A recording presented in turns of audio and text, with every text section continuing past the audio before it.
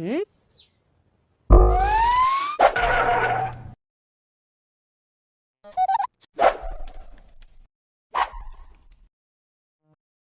வணக்கம்.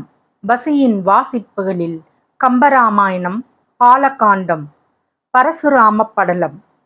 சீதா பிராட்டியும் ஸ்ரீராம பிரானும் இனிது வாழ்ந்து வந்தார்கள். அவ்வாறு இருக்கும் பொழுது விஸ்வாமித்திர முனிவர் அவர்கள் இருவருக்கும் வாழ்த்து கூறிவிட்டு தவம் செய்வதற்காக அவர்களிடம் விடைபெற்றுக் கொண்டு இமயமலைக்கு போய்விட்டார். அந்நாட்களில் ஒரு நாள் தசரத சக்கரவர்த்தி ஜனக மகாராஜரிடம் விடைபெற்றுக் கொண்டு தம் சேனையுடன் அயோத்திக்கு புறப்பட்டார். அவருடன் தம் தேவியான சீதையை அழைத்து கொண்டு தம்பியர்களுடனும் அவர் தம் மனைவிமார்களுடனும் தாய்மார்களுடனும் ஸ்ரீராமரும் புறப்பட்டுச் சென்றார். அப்பொழுது அவர்கள் செல்லும் வழியில் மயில் முதலிய பறவைகள் தாம் சுபசகுனமாக வலப்பக்கமாகவும், காகம் முதலிய சில பறவைகள் தாம் தீய சகுனமாக இடப்பக்கமாகவும் வந்தன. அதனை கண்ட தசரத சக்கரவர்த்தி, இது என்ன, சுபசகுனமும் தீய சகுனமும் சேர்ந்து வருகின்றன என்று மயங்கி தேரை நிறுத்திவிட்டு அப்படியே நிற்க மற்றவர்களும் மேலே பயணத்தை தொடராமல் நின்றார்கள். சக்கரவர்த்தி ஒரு நிமித்திகனை அழைத்து அதன் காரணத்தை வினவினார். உடனே அவன், இப்பொழுது இடையூறு வரப்போகிறது, ஆனால் அது உடனே தீர்ந்து எல்லாம் நல்லதாக முடியும் என்றான். அப்பொழுது பரசுராமர் பெருஞ்சினத்தோடு கண்கள் சிவக்க அவர்களை நோக்கி வந்து கொண்டிருந்தார். அவருடைய பெரும் சினத்தை கண்டவர்கள், இவர் சீற்றத்திற்கு காரணம் விண்ணும் மண்ணும் நிலை மாறவோ உயிர்கள் ஒழியவோ என்னமோ என்று எண்ணினார்கள். கடல் நடுவே இருந்து கொழுந்து விட்டு எரியும் வடவை கனல் பூமியில் வந்ததோ என்று சொல்லும்படி கோபத்துடன் வந்து கொண்டிருந்த பரசுராமரின் உடம்பிலிருந்து எழுந்த பேரொளி உலகம் முழுவதும் பரவியது. சர்வசங்கார காலத்தில் பெரும் சீற்றத்துடன் நடனமாடும் ருத்ரமூர்த்தி போல் அப்போது அவர் தோன்றினார். அவர் கையிலே மழுவார் படை இருந்தது. அவர் சத்திரிய குலம் முழுவதன் மீதே கோபம் கொண்டிருந்தார். அந்த கோபத்துக்கு தக்க பலமும் அவரிடம் இருந்தது.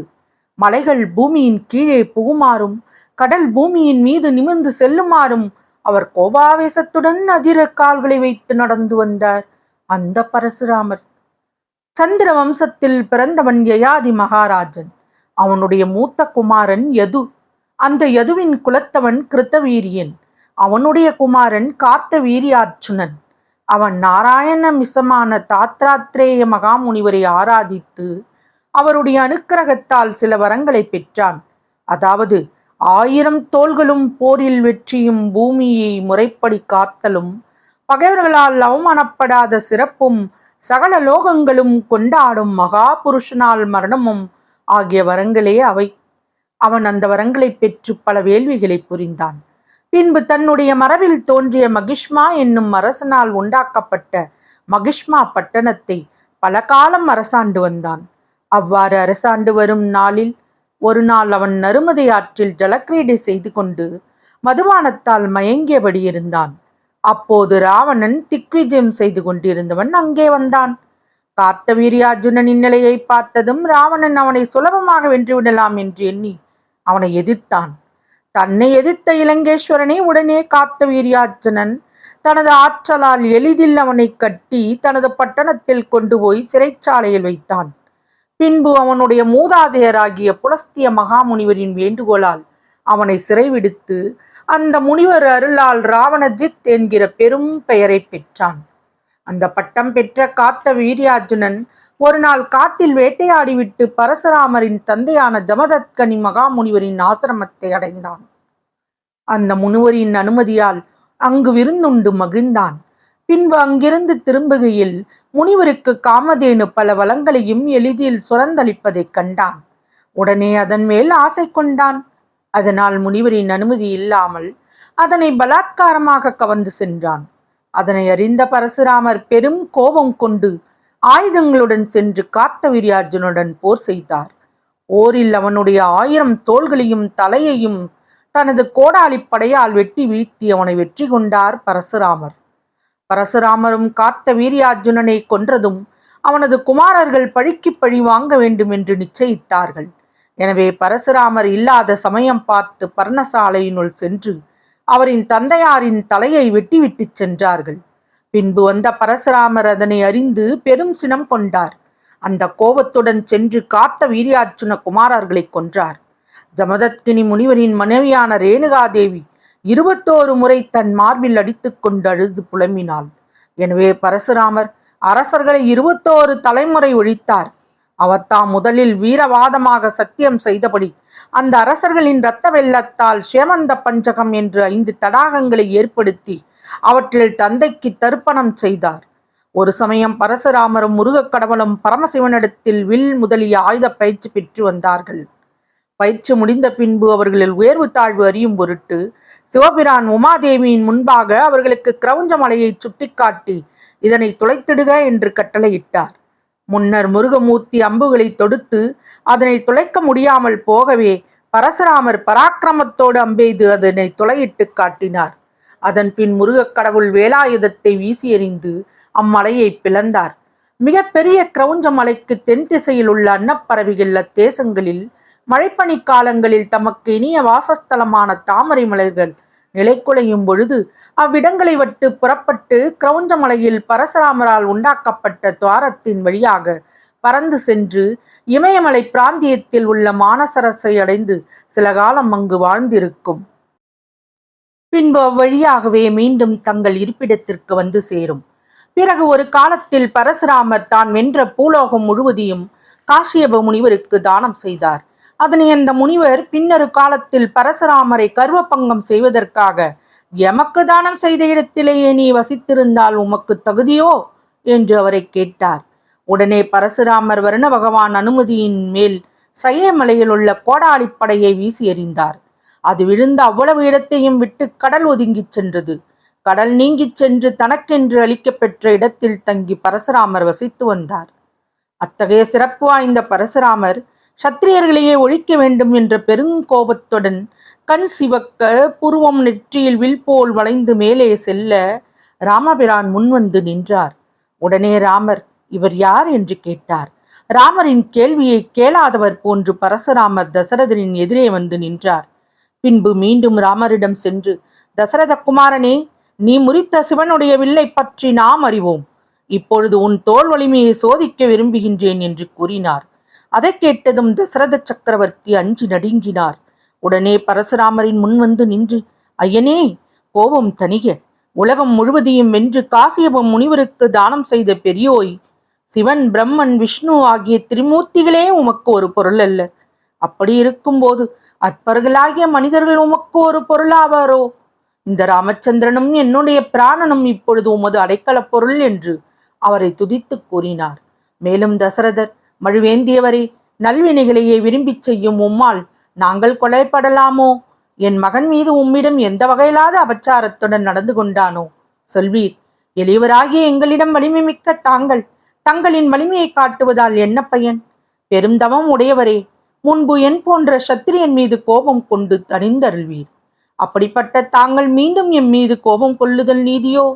நடுநிலையில்லாத வலிமையால் என்ன பயன்? ஒரு பயனும் இல்லாத அந்த வலிமை தர்ம வழியாக வந்த ஒரு செய்கையாகுமோ? தர்ம வழியில் நின்ற வலிமை என்றோ சிறப்பிக்கப்படுவது? பல பராக்கிரமங்களை உடையவரை, சரண் புகுந்த எங்களை அழிக்க முயலும் வலிமை ஒரு சிறந்த வலிமையாகுமோ? என் மகன் உம்மோடு பகை கொண்டவன் அல்லன். அவன் உயிர் உம்மால் பிரிந்தால் நான் என் சுற்றத்தாருடனும் நாட்டாருடனும் அக்கணமே உயிர் விடுவேன். உமக்கு அடிமை பூண்ட நான் குலத்தோடு அழியச் செய்யாதீர். இதுவே நான் வேண்டும் வரம் என்று பலவாறு தழுத்தழுக்கும் குரலில் சொல்லி தாய்முகம் பார்க்கும் சேய்போல் பரசுராமரை பார்த்து நின்றார்.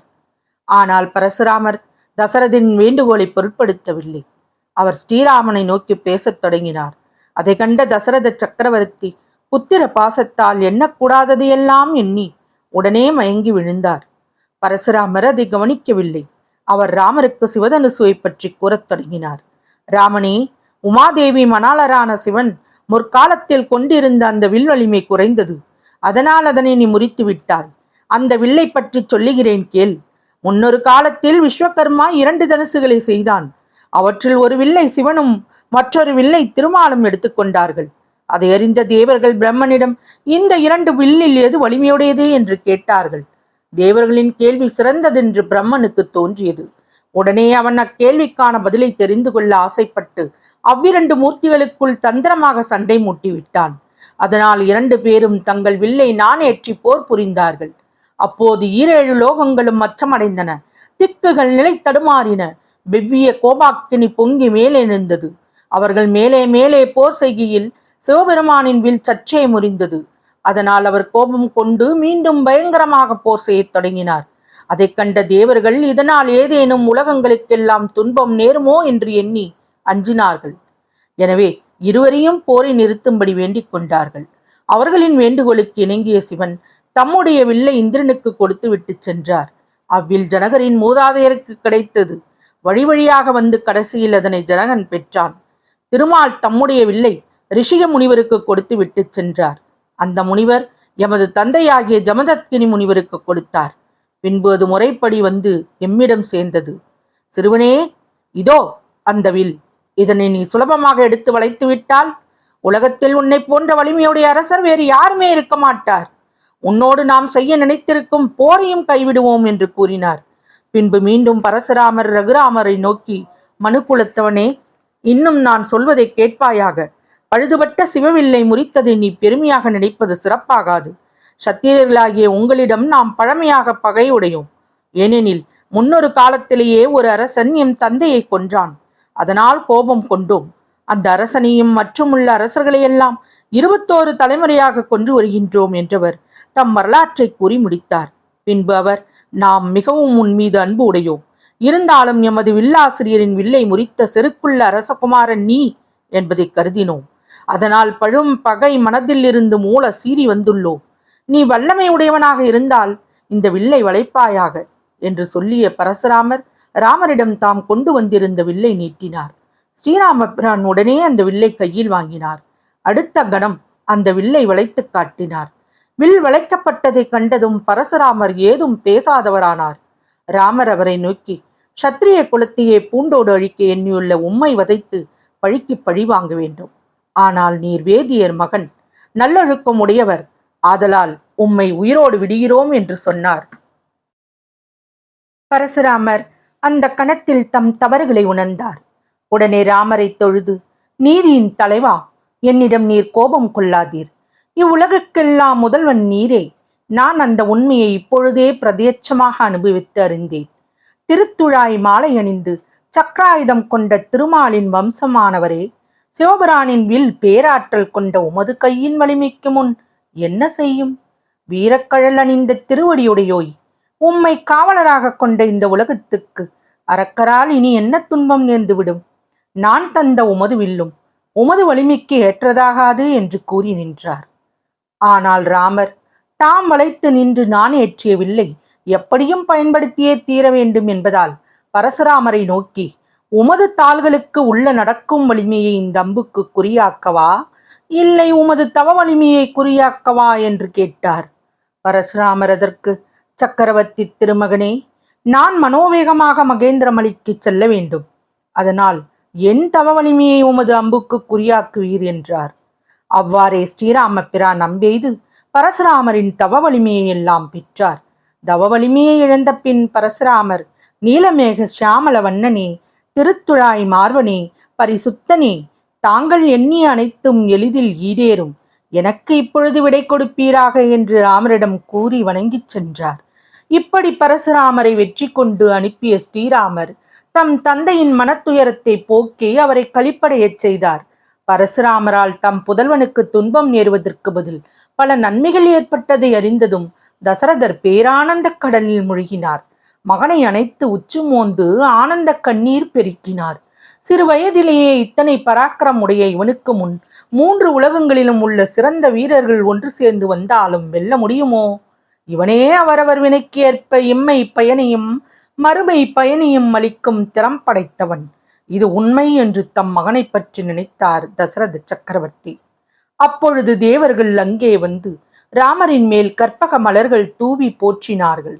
தேவர்களுக்குள்ளே அழகிய வேலாயுதத்தை உடைய வருணதேவனை பார்த்து ஸ்ரீராமர், வருணதேவனை, பெருமையும் கொடுமையும் உடைய இந்த வில்லை நன்றாக காத்து வருவாயாக என்று கூறி அந்த விஷ்ணுவில்லை அவனிடம் கொடுத்தார்.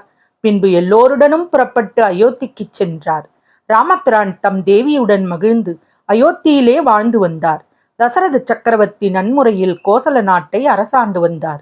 அப்பொழுது ஒரு நாள் தசரதர் பரதனை அழைத்தார். தந்தையின் அழைப்பை கேட்டு பரதன் அவர் அருகே வந்து நின்றான். பரதா, உன்னை பார்க்க வேண்டும் என்று விரும்புகிறார் கேகேய சேனாதிபதியான உன் தாத்தா. உடனே நீ கேகேய நாட்டுக்கு புறப்பட்டுச் செல் என்று பரதனுக்கு ஆணையிட்டார். தந்தையின் கட்டளைக்கு சம்மதம் தெரிவித்து பரதன் ராமபிரானிடம் வந்தான். அவருடைய சிவந்த திருவடி தாமரைகளை தன் தலைமுடி படுமாறு வணங்கி செய்தியை சொல்லி விடைபெற்று உயிரை விட்டு உடல் பிரிந்து செல்வது போல் பரதன் கேகேய நாட்டுக்கு புறப்பட்டான். தன்னுடைய மாமன் யுதாசித்துடனும் தம்பி சத்ருக்கனுடனும் புறப்பட்ட பரதன் 7 நாட்கள் பிரயாணம் செய்து கேகேய தேசத்தை அடைந்தான். இத்துடன் பாலகண்டம் நிறைவடைகிறது. நாளை அயோத்தியா காண்டத்தை பார்க்கலாம். நன்றி. வசியின் வாசிப்புகள் பிடித்திருக்கும் என்று நம்புகிறேன். எனக்கு சப்ஸ்கிரைப் செய்து, லைக் செய்து, ஷேர் செய்யவும். தங்களின் மேலான கருத்துக்களை கமெண்டில் பதிவிடவும். அதுவே எனக்கு உற்சாகமூட்டும். நன்றி.